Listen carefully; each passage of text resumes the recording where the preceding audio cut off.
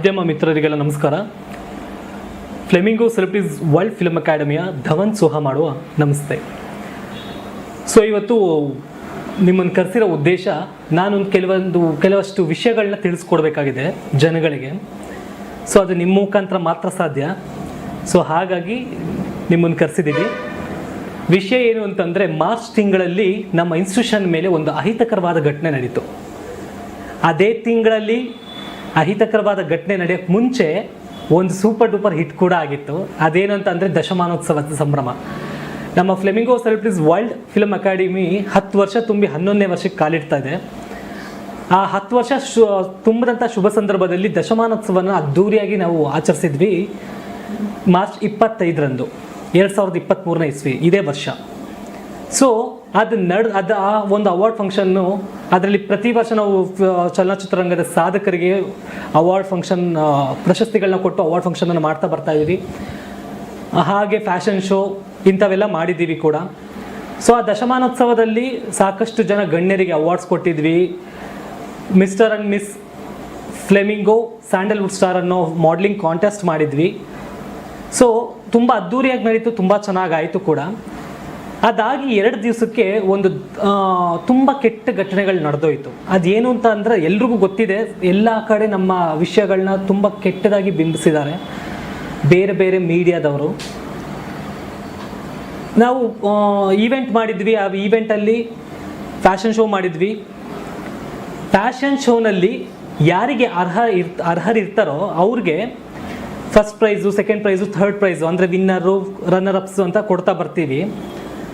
ಅದರಲ್ಲಿ ಒಬ್ಬ ಮಾಡೆಲ್ಲು, ಆತ ಮಾಡೆಲ್ಲೇ ಅಲ್ಲ, ನಾವು ಅವ್ರನ್ನ ಗ್ರೂಮ್ ಮಾಡಿ ಮಾಡೆಲ್ ಮಾಡಿದ್ವಿ. ಆತ ಕೋಆರ್ಡಿನೇಟರ್ ಅಂತ ಹೇಳ್ಕೊಂಡು ಓಡಾಡ್ತಿದ್ದ ನಮ್ಮ ಇನ್ಸ್ಟಿಟ್ಯೂಷನಲ್ಲಿ. ನಮಗೆ 5 ವರ್ಷದ ಹಳೆಯ ಸ್ಟೂಡೆಂಟ್ ಆಗಿದ್ದ ಕೂಡ. ನಮ್ಮಲ್ಲೇ ಬಂದು ಕಲಿತು ಆತ ತನ್ನ ಸ್ವಂತ ಕೋಆರ್ಡಿನೇಷನ್ ಕೆಲಸಗಳನ್ನ ಮಾಡಿಕೊಂಡು ಓಡಾಡ್ತಾ ಇದ್ದ. ಇವ್ರಿಗೆ ಚಾನ್ಸ್ ಕೊಡಿಸ್ತೀನಿ, ನಮ್ಮ ಇನ್ಸ್ಟಿಟ್ಯೂಷನಲ್ಲಿ ಇದ್ದಂಥ ಸ್ಟೂಡೆಂಟ್ಸ್ಗಳನ್ನ ಫ್ರೆಂಡ್ಶಿಪ್ ಮಾಡಿಕೊಂಡು ಅವ್ರುಗಳಿಗೆ ಚಾನ್ಸ್ ಕೊಡಿಸ್ತೀನಿ ಅಂತ ಅವ್ರ ಜೊತೆಲೇ ಇದ್ದಿದ್ದು ಉಂಟು. ಸೊ ಆ ಹುಡುಗನ್ನು ಸೇರಿಸಿ ನಾವು ಮಾಡಲಿಂಗ್ ಕಾಂಟೆಸ್ಟಲ್ಲಿ ಹಾಕ್ಕೊಂಡಿದ್ವಿ. ಆತ ತಾನು ಸ್ವಲ್ಪ ಭ್ರಮೇಲಿ ಬದುಕಿದ್ದ. ಏನಂತ ಅಂದರೆ, ನಾನು ಕೋಆರ್ಡಿನೇಟ್ರು, ಜೊತೆಗೆ ಫ್ಲೆಮಿಂಗೋ ಸಂಸ್ಥೆಗೆ ಸ್ವಲ್ಪ ಹತ್ತಿರವಾಗಿದ್ದೀನಿ, ನನಗೆ ವಿನ್ನಿಂಗ್ ಪ್ರೈಸ್ ಕೊಡ್ತಾರೇನೋ ಒಂದು ಭ್ರಮೇಲಿ ಬದುಕಿದ್ದ. ಆದರೆ ಪ್ರತಿಯೊಂದಕ್ಕೂ ಟ್ಯಾಲೆಂಟು ಪರ್ಫಾರ್ಮೆನ್ಸ್ ತುಂಬ ಇಂಪಾರ್ಟೆಂಟ್ ಇರುತ್ತೆ. ನಟನೆಯಲ್ಲ, ಮಾಡಲಿಂಗಲ್ಲೂ ಕೂಡ ಟ್ಯಾಲೆಂಟ್ ಪರ್ಫಾರ್ಮೆನ್ಸ್ ಓರಿಯೆಂಟೆಡ್ ಆಗಿ ಪ್ರತಿಯೊಬ್ಬರಿಗೂ ಅವ್ರದ್ದೇ ಆದಂತಹ ಸ್ಥಾನಗಳು ಸಿಗ್ತಾ ಬರುತ್ತೆ ಕೂಡ. ಆತನಿಗೆ ವಿನ್ನಿಂಗ್ ಪ್ರೈಸ್ ಕೊಡಲಿಲ್ಲ ಅನ್ನೋ ಒಂದು ಉದ್ದೇಶಕ್ಕೆ ನಮ್ಮ ಈವೆಂಟ್ ಆಗಿ ದಶಮಾನೋತ್ಸವ ಆಗಿ ಒಂದು 3 ದಿವಸಕ್ಕೆ ದೊಡ್ಡ ಮಟ್ಟದಲ್ಲಿ ಜಗಳ ಮಾಡ್ದ.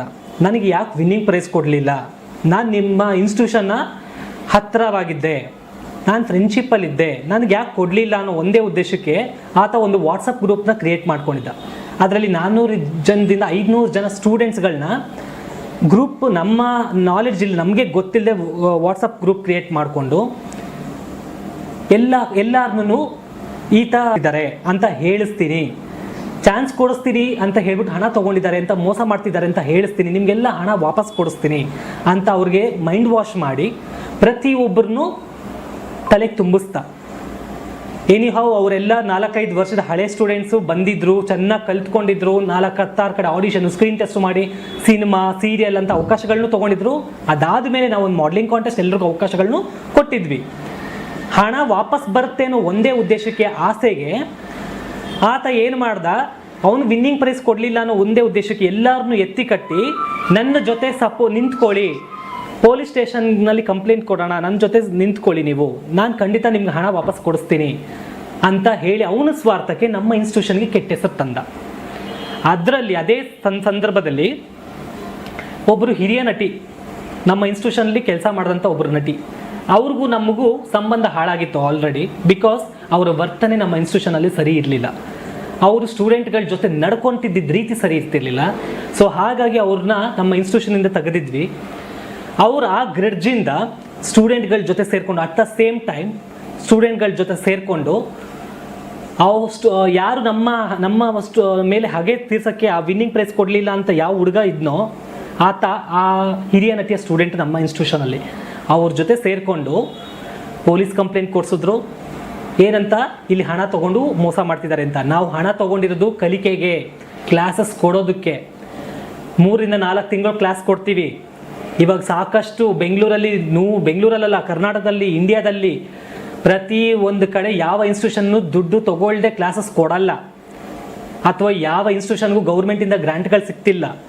ಅವ್ರು ಕೊಡೋ ಹಣದಲ್ಲೇ ಇನ್ಸ್ಟಿಟ್ಯೂಷನ್ ರನ್ ಮಾಡಬೇಕು. ಹಾಗೆ ಟೀಚರ್ಸ್ ಯಾರು ಫ್ರೀಯಾಗಿ ಕೆಲಸ ಮಾಡಲ್ಲ ಅಲ್ವಾ?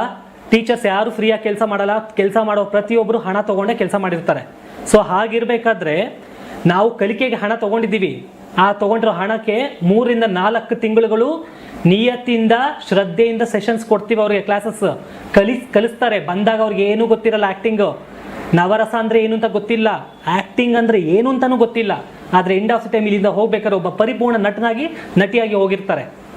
ಸೊ ಅಂತಹ ಮಟ್ಟಿಗೆ ನಾವು ಇಲ್ಲಿ ಪರ್ಫಾರ್ಮೆನ್ಸ್ ಕೊಟ್ಟು ನಾವು ಮಾಡಿಸ್ತಿರ್ತೀವಿ.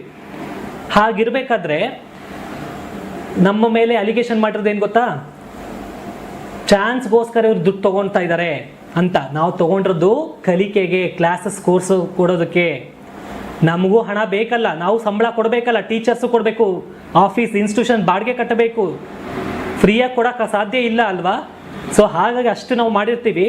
ಇದನ್ನು ಉಲ್ಟಾ ಮಾಡಿದ್ರು ಅವರು. ತಮ್ಮ ಸ್ವಾರ್ಥಕ್ಕೆ ಹೆಂಗೆ ಬೇಕೋ ಹಾಗೆ ವಿಷಯಗಳನ್ನ ಟರ್ನ್ ಮಾಡಿ ಸಮಾಜಕ್ಕೆ, ನಮ್ಮ ಸಮಾಜದ ಮುಂದೆ ನಮ್ಮನ್ನು ಕೆಟ್ಟವ್ರನ್ನಾಗಿ ಮಾಡಿದ್ರು.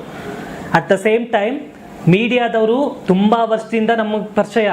ನಾವು ಏನೇನು ಮಾಡಿದ್ದೀವಿ ಅಂತ ಅವ್ರಿಗೆಲ್ಲ ಗೊತ್ತಿದೆ. ನಮ್ಮ ಇನ್ಸ್ಟಿಟ್ಯೂಷನ್ ಎಷ್ಟು ನಾವು ಪರವಾಗಿ ನಿಂತಿದ್ದೀವಿ ಅಂತಲೂ ಗೊತ್ತಿದೆ. ನಮ್ಮ ಸ್ಟೂಡೆಂಟ್ಸ್ಗಳಿಗೆ ಏನೇನು ಮಾಡ್ತಿದ್ದೀವಿ ಅನ್ನೋದು ಗೊತ್ತಿದೆ. ಪ್ರತಿ ವರ್ಷ ಕ್ಯಾಲೆಂಡರ್ ಲಾಂಚ್ ಮಾಡ್ತೀವಿ, ಪ್ರಾಜೆಕ್ಟ್ಗಳು ಟೇಕ್ ಆಫ್ ಮಾಡಿದ್ದೀವಿ. ಎಷ್ಟೋ ಪ್ರಾಜೆಕ್ಟ್ಗಳಿಗೆ ಪ್ರೆಸ್ ಮೀಟ್ ಬಂದಾಗ ನಾವು ಮಾತಾಡಿದ್ದೀವಿ. ನಮ್ಮ ಸ್ಟೂಡೆಂಟ್ಸ್ ಯಾವ್ಯಾವ್ದ್ರಲ್ಲಿ ಪರ್ಫಾರ್ಮೆನ್ಸ್ ಮಾಡಿದ್ದಾರೆ, ನಾವು ಯಾವ್ಯಾವ್ದ್ರಲ್ಲಿ ಚಾನ್ಸ್ ಕೊಡಿಸ್ತಾ ಇದ್ದೀವಿ ಅಂತೆಲ್ಲ ಹೇಳ್ತಿರ್ತೀವಿ.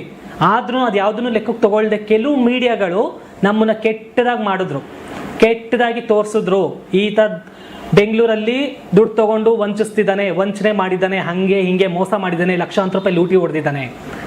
ಇದರಿಂದ ನಮಗೆ ತುಂಬ ನೋವಾಗಿದೆ, ಬೇಜಾರಾಗಿದೆ. ನಾನು ನಿಮ್ಮ ಮುಂದೆ ಹೇಳೋದು ಒಂದೇ ವಿಷಯ, ಅಂಥ ಕೆಲಸ ಮಾಡೋಕ್ಕೆ ಇದು ಜಾಗ ಅಲ್ಲ. ನಾವು ದುಡ್ಡು ಮಾಡಲೇಬೇಕು ಅನ್ನೋ ಹಾಗಿದ್ರೆ ತುಂಬ ದಾರಿಗಳಿದೆ, ತುಂಬ ಅವಕಾಶಗಳಿದೆ. ನಮ್ಗೆ ಅದು ಯಾವುದೂ ಬೇಕಾಗಿಲ್ಲ. ನಾವು ನಿಯತ್ತಿಂದ 10 ವರ್ಷ ಕಂಪ್ಲೀಟ್ ಮಾಡಿದ್ದೀವಿ, ಸಕ್ಸಸ್ಫುಲಿ ಮಾಡಿದ್ದೀವಿ. 10 ವರ್ಷ ಆದಮೇಲೆ ಈ ತೊಂದರೆನ ನಾವು ಫೇಸ್ ಮಾಡಿದ್ದೀವಿ. ಸೊ ಹಾಗಾಗಿ ಮಾಧ್ಯಮದವ್ರ ಹತ್ರ ಕೇಳ್ಕೊಳ್ಳೋದು ಒಂದೇ ವಿಷಯ, ಸಮಾಜದ ಕಣ್ಣಿಗೆ ನಮ್ಮನ್ನು ಒಳ್ಳೆಯವ್ರನ್ನಾಗಿ ತೋರಿಸೋದು ನಿಮ್ಮ ಕೈಯಲ್ಲಿದೆ, ಕೆಟ್ಟವ್ರನ್ನಾಗಿ ತೋರಿಸೋದು ಕೂಡ ನಿಮ್ಮ ಕೈಯಲ್ಲೇ ಇದೆ. ಒಳ್ಳೆಯವರು ಅಂತಲೂ ತೋರಿಸಿದ್ದೀರಾ, ಒಳ್ಳೆ ಕೆಲಸಗಳನ್ನ ಮಾಡಿದ್ದೀವಿ ಅಂತಲೂ ತೋರಿಸಿದ್ದೀರಾ. ಸ್ವಲ್ಪ ಹೆಚ್ಚು ಕಡಿಮೆ ಆದಾಗ ದೋಸೆ ಅಲ್ಲ ಇದು ಚಪಾತಿ ಅಂತ ಬೇರೆ ರೀತಿಯೂ ತೋರಿಸ್ಬಿಟ್ಟಿದ್ದೀರಾ. ನಮಗೆ ಸಾಕಷ್ಟು ಬೇಜಾರಾಗಿದೆ, ನೋವಾಗಿದೆ. ದಯವಿಟ್ಟು ಯಾವುದೇ ತರಹ ಕೆಟ್ಟದಾಗಿ ಬಿಂಬಿಸ್ಬೇಡಿ, ಕೆಟ್ಟದಾಗಿ ತೋರಿಸ್ಬೇಡಿ ನಮ್ಮನ್ನು. ಯಾಕಂದರೆ ನಾವು ಆ ಕೆಲಸ ಮಾಡ್ತಿಲ್ಲ. ಇಲ್ಲಿ ಖಂಡಿತವಾಗ್ಲೂ ಅವಕಾಶಗಳಿದೆ. ಇವತ್ತಿಗೂ ಇರುತ್ತೆ, ನಾಳೆನೂ ಇರುತ್ತೆ, ಯಾವಾಗಲೂ ಇರುತ್ತೆ. ಒಬ್ಬ ಫಿಲಮ್ ಡೈರೆಕ್ಟ್ರು ಅಥವಾ ಫಿಲಮ್ ಪ್ರೊಡ್ಯೂಸರ್ ಯಾರೇ ಒಬ್ಬರು ಅವ್ರಿಗೆ ಆರ್ಟಿಸ್ಟ್ ಬೇಕು ಅಂದರೆ ನಮ್ಮಂಥ ಕೋಆರ್ಡಿನೇಟರ್ ಅಥವಾ ನಮ್ಮಂಥ ಫಿಲಮ್ ಇನ್ಸ್ಟಿಟ್ಯೂಟ್ಗಳ ಹತ್ರ ಬರ್ತಾರೆ, ಆರ್ಟಿಸ್ಟ್ ಕೊಡಿ ಅಂತ ಕೇಳ್ತಾರೆ. ನಮ್ಮಲ್ಲಿ ಕಲ್ತಿರೋ ಸ್ಟೂಡೆಂಟ್ಸ್ಗಳಿಗೆ ಅವಕಾಶ ಮಾಡಿಕೊಡ್ತೀವಿ. ಅಥವಾ ನಮ್ಮ ಹೋಮ್ ಪ್ರೊಡಕ್ಷನ್ ಪ್ರಾಜೆಕ್ಟ್ಸ್ ಆದರೆ ಅದಕ್ಕೆ ಮಾಡ್ತೀವಿ. ನಾವು ಯಾವುದೇ ಒಂದು ಪ್ರಾಜೆಕ್ಟ್ ಟೇಕ್ ಆಫ್ ಮಾಡೋದು ನಾವು ಅದಕ್ಕೆ ಮಾಡ್ತಿರ್ತೀವಿ. ಸೊ ಹಾಗಾಗಿ ವಿಷಯ ಏನು ಅಂತಂದರೆ, ದಯವಿಟ್ಟು ಇದರಲ್ಲಿ ಯಾವುದೇ ಮೋಸ ಇಲ್ಲ, ನಾವು ಮೋಸ ಮಾಡಿಲ್ಲ, ಮೋಸ ಮಾಡೋ ಅವಶ್ಯಕತೆ ಕೂಡ ಇಲ್ಲ. ದಯವಿಟ್ಟು ಮಾಧ್ಯಮದವರು ಅರ್ಥ ಮಾಡಿಕೊಂಡು ಸ್ವಲ್ಪ ತಿಳಿಸ್ಕೊಡಿ ಜನಕ್ಕೆ ಒಳ್ಳೆ ರೀತಿ ಅಂತ ಕೇಳಿಕೊಂಡು ಮನವಿ ಮಾಡ್ಕೊತೀನಿ. Thank you. ಸರ್, ಇಲ್ಲಿ ಫೀಸ್ ಎಷ್ಟು ಸ್ಟ್ರಕ್ಚರ್ ಎಷ್ಟಿದೆ ಸರ್? ಇಲ್ಲಿ 40,000 ರೂಪಾಯಿ ಫೀಸ್ ಮಾಡ್ತೀವಿ. ಅದು 6 ತಿಂಗಳ ಕೋರ್ಸ್ಗೆ 6 ಮಂತ್ಸ್ಗೆ 40,000. ಅದರಲ್ಲೂ ಕೂಡ 40,000 ರೂಪಾಯಿನ ಇನ್ಸ್ಟಾಲ್ಮೆಂಟ್ ವೈಸ್ ತೊಗೊತೀವಿ. ಒಂದೇ ಸರಿ ಕಟ್ಟಲ್ಲ, ಯಾಕಂದರೆ ಒಂದೇ ಸರಿ ಕಟ್ಟೋಕ್ಕಾಗಲ್ಲ ಅವ್ರ ಕೈಲಿ. ಕೆಲವರು ಅನುಕೂಲವಸ್ತರು ಇರ್ತಾರೆ, ನಾವು ಕಟ್ತೀವಿ ಅಂತ ಅನ್ನೋರಿಗೆ ಅವ್ರಿಗೆ ಅದರಲ್ಲೂ ಡಿಸ್ಕೌಂಟ್ ಇರುತ್ತೆ. ಆ ಥರ ಫೆಸಿಲಿಟಿ ಕೊಟ್ಟು ನಾವು ಹಣನ ತೊಗೊತೀವಿ. 6 ತಿಂಗಳು ಕ್ಲಾಸಸ್ ಕೊಡ್ತೀವಿ. ಆ 6 ತಿಂಗಳು ನಾವು ಮೇಂಟೈನ್ ಮಾಡಬೇಕು. ಒಬ್ಬ ಟೀಚರ್ ಅಂದರೆ ಸಣ್ಣ ಪುಟ್ಟ 5,000-10,000 ರೂಪಾಯಿಗೆ ಬರೋಂಥವ್ರು ಯಾರೂ ಅಲ್ಲ. ಅವರು ಲಕ್ಷಾಂತರ ರೂಪಾಯಿ ಚಾರ್ಜ್ ಮಾಡ್ತಾರೆ ನಮ್ಮ ಹತ್ರ ಟೀಚರಾಗಿ ಬರೋಕ್ಕೆ. ಅವ್ರಿಗೂ ನಾವು ಸಂಬಳ ಕೊಡಬೇಕಲ್ಲ. ಅಂಥವ್ರ ಕೈಲಿ ಇವರು ಪಳಗಬೇಕಲ್ಲ ಅಲ್ವಾ? ಇವಾಗ 1 ಲಕ್ಷ ರೂಪಾಯಿ ಕೊಡ್ತೀನಿ ಹೇಳ್ಕೊಡಿ ಅಂತಂದ್ರೆ ಅಂಥ ಟೀಚರ್ ಅವ್ರ ಮನೆಗೆ ಹೋಗಿ ಯಾರು ಹೇಳ್ಕೊಡಲ್ಲ. ಅವರೇ ಇಲ್ಲಿಗೆ ಬಂದು ಸೇರ್ಕೋಬೇಕು. ಅಂಥ ಟೀಚರ್ ಇಲ್ಲೇ ಬಂದು ಕೆಲಸ ಮಾಡಬೇಕು. ನೀವು ಕಾನೂನು ಪ್ರಕಾರ ಸರ್, ಕಾನೂನು ಪ್ರಕಾರ ಖಂಡಿತವಾಗ್ಲೂ ತೊಗೊತೀವಿ. ಅದಕ್ಕೊಂದು ಟೈಮ್ ಬಂದಿದೆ. ಇವಾಗ 100% ನಾನು ಮಾಡ್ತೀನಿ ಆ ಕೆಲಸ. ವಿಷಯ ಏನಂತ ಅಂದರೆ, ಇಲ್ಲಿ ಹೆಂಗಾಗಿದೆ ಅಂತಂದರೆ ತೋಳ ಹಳ್ಳಕ್ಕೆ ಬಿದ್ದರೆ ಅಳಗೊಂದು ಕಲ್ಲಂತೆ. ಏನೋ ಒಂದು ನಡೆದಿದೆ ಅಂತಂದರೆ ಅದೇ ನಿಜ, ಎಲ್ಲರೂ ಅದ್ರ ಬಗ್ಗೆನೇ ಮಾತಾಡೋದು. ನಮ್ಮದೊಂದು ಎಲ್ಲಿಡ್ಲಿ ಅಂತ ಮಾತಾಡ್ತಾ ಇದ್ದಾರೆ. ನಮ್ಗೆ ಹಿಂಸೆ ಆಗ್ಬಿಟ್ಟಿದೆ, ಕೇಳಿ ಸಾಕಾಗೋಗಿದೆ. ಆ್ಯಂಡ್ ಮೋರ್ ಓವರ್ ನಮ್ಮ ಮೇಲೆ ಏನು ಅಪ್ಲಿಕೇಶನ್ ಆಗಿ ಕಂಪ್ಲೇಂಟ್ ಆಗಿತ್ತು ಅದು ಇವಾಗ ಕೋರ್ಟಲ್ಲಿದೆ. ಮಾರ್ಚ್ ಮಂತಲ್ಲಿ ಅದಕ್ಕೊಂದು ಮುಕ್ತಾಯ ಸರ್ ಕೊಡ್ತೀವಿ ಆನ್ಸರ್. ಸರ್ ಗೆಸ್ಟ್ ಫ್ಯಾಕಲ್ಟಿ ಯಾರ್ಯಾರು ಬರ್ತಿರ್ತಾರೆ ಸರ್? ಫಿಕ್ಸ್ಡ್ ಇದ್ದಾರೆ ಅಥವಾ ಬೇರೆ ಬೇರೆ ಚೇಂಜ್ ಆಗ್ತದೆ? ಫಿಕ್ಸ್ ಇದ್ದಾರೆ, ಗೆಸ್ಟ್ ಫ್ಯಾಕಲ್ಟೀಸು ಇದ್ದಾರೆ. ಆ್ಯಕ್ಟಿಂಗ್ ಡಿಪಾರ್ಟ್ಮೆಂಟಲ್ಲಿ ಇವಾಗ ಪ್ರಿನ್ಸಿಪಲ್ ಭವ್ಯ ಅವರು ಇರೋದು, ಪದ್ಮಾ ವಸಂತಿ ಅವರಿದ್ದಾರೆ. ಭವ್ಯ ಅವರು ಈಗಿಲ್ಲ, ಇಷ್ಟು ದಿನ ಇದ್ದರು, ಈ ಇನ್ಸಿಡೆಂಟ್ ಆದಮೇಲೆ ಇಲ್ಲ. ಬಿಕಾಸ್ ಎಲ್ರಿಗೂ ಕಷ್ಟ ಆಗಿದೆ ಅಲ್ಲ, ಅವರೇ ಬಂದಿದ್ದಾರೆ. ಎಸ್. ಸೊ ಈಗ ಪದ್ಮಾ ವಸಂತಿ ಅವರಿದ್ದಾರೆ, ಎಮ್ ಡಿ ಕೌಶಿಕ್ ಅವರಿದ್ದಾರೆ, ಒಳ್ಳೊಳ್ಳೆ ಇವರಿದ್ದಾರೆ. ಸರ್ ಎಷ್ಟು ಜನ ಸ್ಟೂಡೆಂಟ್ಸ್?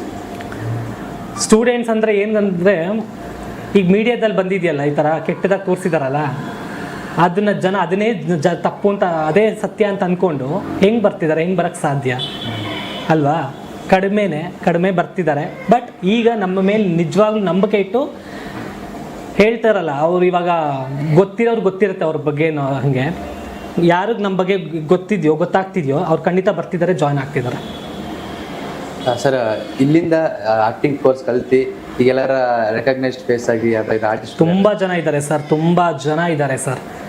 ಒಂದೆರಡು ಸೀರಿಯಲ್ ಅಥವಾ ಸಿನಿಮಾ ಮಾಡಿರೋದು ಸರ್. ಅಗ್ನಿ ಸಾಕ್ಷಿ ಸೀರಿಯಲ್ ಇತ್ತಲ್ಲ ಸರ್, ಒಂದು 12 ವರ್ಷದ ಹಳೆ ಸೀರಿಯಲ್, ಅದು 10 ವರ್ಷ ಅಂತೂ ಆಗಿದೆ, ಆಲ್ಮೋಸ್ಟು 10 ವರ್ಷ ಆಗಿದೆ.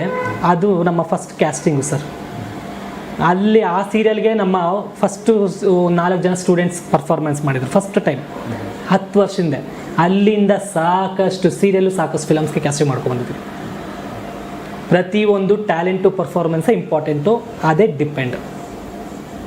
Okay sir, thank you.